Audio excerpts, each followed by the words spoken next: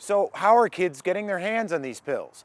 Police tell me it's not like the old days where deals only went down on the street corner or in the shadows. Now, hundreds of dealers are right here, just a click away. For this undercover narcotics detective, I mean, the phones are everything. police work has changed. Their phone is gold to us because that's where all of the information's that's gonna be that leads us to where they got the drugs that made them die. From death investigations to working drug cases proactively, he says some of the best leads and evidence are found on social media. This is an individual kind of just posting his daily menu. It's a smorgasbord of drugs that often includes pressed pills. Pills the Montgomery County Narcotics Enforcement Team, or MocoNet, knows often contain deadly fentanyl. They'll post something onto Snapchat and it'll say, I've got blues, which could be Percocets. Buying drugs nowadays can be as easy as ordering a pizza. Hey, I've got this, this, and this. Just hit me up. I'll get you whatever you need. And they do that all day long, 365. It would seem impossible to track all of it, all day, every day. But we found one company a few miles from the San Diego coast Dr. Mackey. trying to do just that. Good to see you, Tim. Jeremy Regales. Dr. Tim Mackey is CEO of S3 Research. We're looking at millions of posts and millions of types of data from different platforms. One platform's data looks different than another platform's data. And so the problem is there's too much data, to be honest. There's too much drug selling going on. That's where machine learning, a form of artificial intelligence, comes into play. Computer servers on site and in the cloud work around the clock to flag thousands of drug-related keywords. And so we collect that data. We use our machine learning to classify that data for those people who are explicitly selling. And then we visualize it so that different clients can use that information to take action. So this is our dashboard. Lead threat analyst Matthew Nally gave us a peek at what all that computer muscle churns out. Tens of thousands of illicit drug sales. These are the top 10. That can be ranked by who's posting the most, mapped to track drug selling clusters, and sorted by each social media platform. Reddit, Twitter, Instagram, Tumblr, dark web, and Google Groups. It all gets archived so there's a record of what went on. And the drug selling posts range from the out in the open, nothing to hide variety to more cryptic advertising, using emojis, even QR codes. Whatever the method and messaging. It's literally a restaurant menu of drugs. But it's one thing to identify drug sales and another to do something about it. We do see a lot of accounts that are removed. They pop back up. They're removed. They pop back up. They remove, pop back up. It's a whack-a-mole issue, he says. Here's why. A lot of platforms are going to take different strategies to removing content. The bigger problem is that the platforms are not always coordinating with each other. Which leads to a deeper question. Do social media companies really want to police drug sales? Snapchat has signed on for Mackey's services, but pitches to other companies, he says, have gone nowhere. This is not something that's easy to sell. You know, going to a platform and saying, hey, you might have a drug problem and we can help you find drug dealers on your platform. Given all that, why still do it? It's an interesting question. Part of it is to put myself out of business. So we're in it for the end game. What I'd like to do is to wake up someday and not have to deal with having drug selling online ever again. Until then, the work of Dr. Mackey and his team continues. So who are the dealers on the other end of a smartphone? And if they know the fentanyl pills they're pushing are killing their clients, why keep selling them? One Texas mom got a real feel for that after her son Cameron died. This is Becky Stewart's story in her own words. Cameron struggled. You would never have known this happy-go-lucky, funny kid was really struggling immensely on the inside. He had depression, anxiety, and instead of choosing to, cope with those mental health issues in a positive way, Cameron made an incredibly poor choice to buy a pill off of Snapchat, and it contained a lethal dose of fentanyl. So found out after Cameron died and after his funeral, we kind of put two and two together and figured out who the guy was. And he's facing 20 to life. Found out he was at Cameron's funeral and posted, "RIP, we lost a good one." And the very next post was a handful of pills for sale. These dealers know that if their pill causes a death, those that are already addicted to it are going to know they have the good stuff. My stuff killed somebody. Come get it. He continued to make posts after that point. Feds are on my ass. I'm still making bank. Telling, in code where he was going to be and what he had and how strong it was. He doesn't care if he gets caught. All he cares about is he's still making money, because there is always going to be a buyer right around the corner.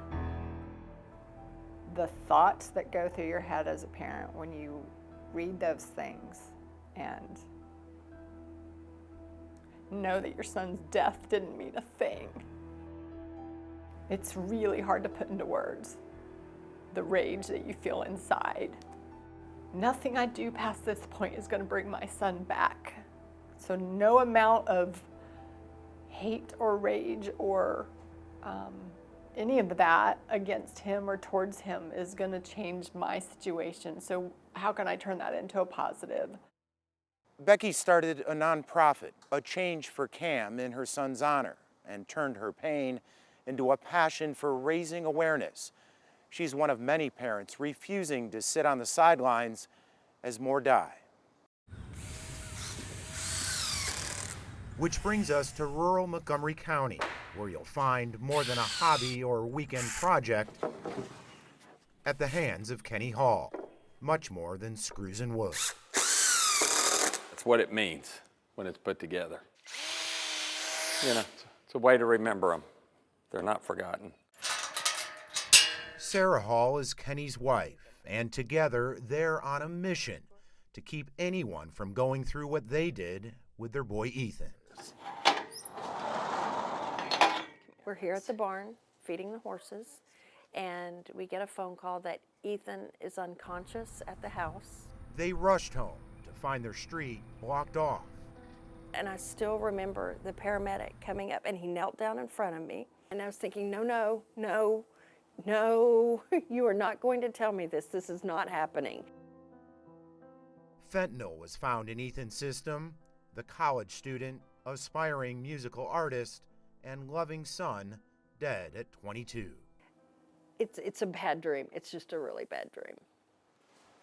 With time, Sarah and 3 other grieving moms found purpose in their pain. We wanted a way, a sort of a visual, to show the amount of people that we have lost to overdose. And so began the Texas Memorial Walkway. The pictures are submitted to us online by a family member, a loved one.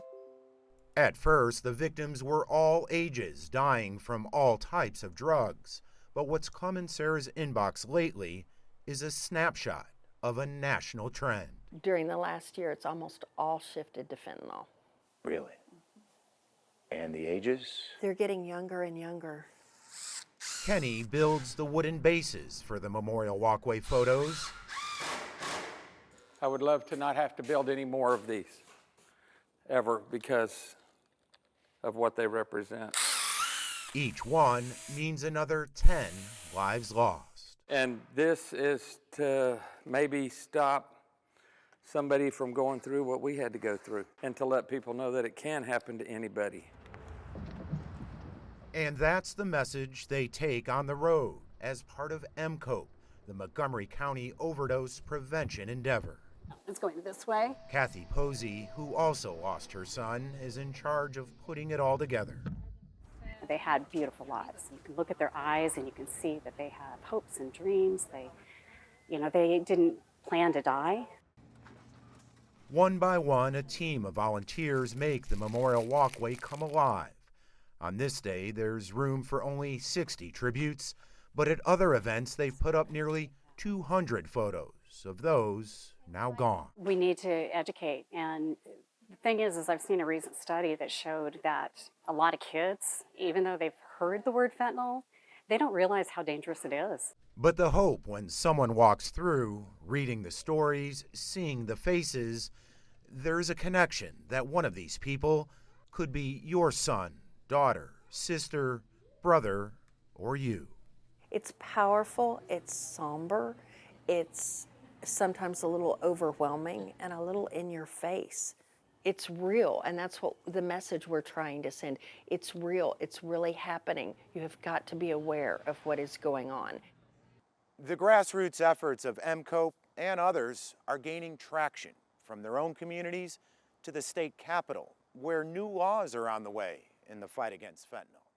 Addressing the fentanyl crisis is an emergency item this session. From his State of the State address to a jam-packed One Pill Kills summit, Governor Greg Abbott has made the fentanyl crisis a priority.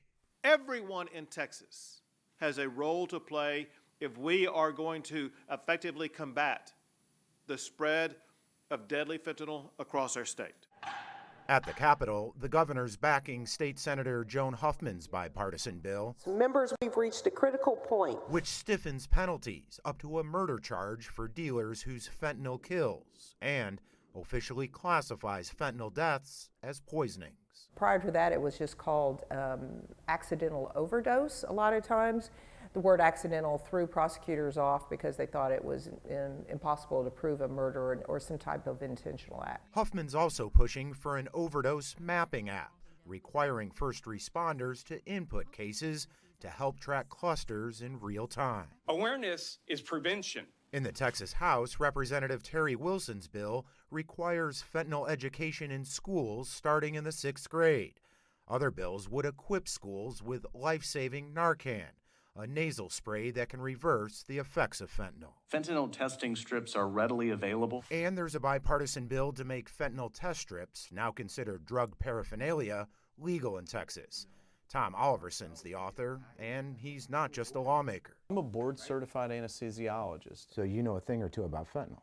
I use it every day on my patients. The pharmaceutical fentanyl he uses is made in a real lab. What's in the stuff sold on the street is anyone's guess. Right now in Texas, there's no way to legally know what you're getting. That's what we're trying to change. When we're dealing with something this potent and this potentially deadly, perhaps awareness is really the only chance of survival that you have. Fentanyl is deadly. It is spreading, and Texas is fighting back. Everyone has a role to play in fighting the fentanyl crisis. There is no single solution, no one-size-fits-all. But as the death toll continues to climb, one thing is abundantly clear. Doing nothing is not an option. That's what I learned the most putting this project together. Not only as a journalist, but as a dad. We have to talk about this with our loved ones. I hope you will, with your family, your friends. Not tomorrow or the next day, right now.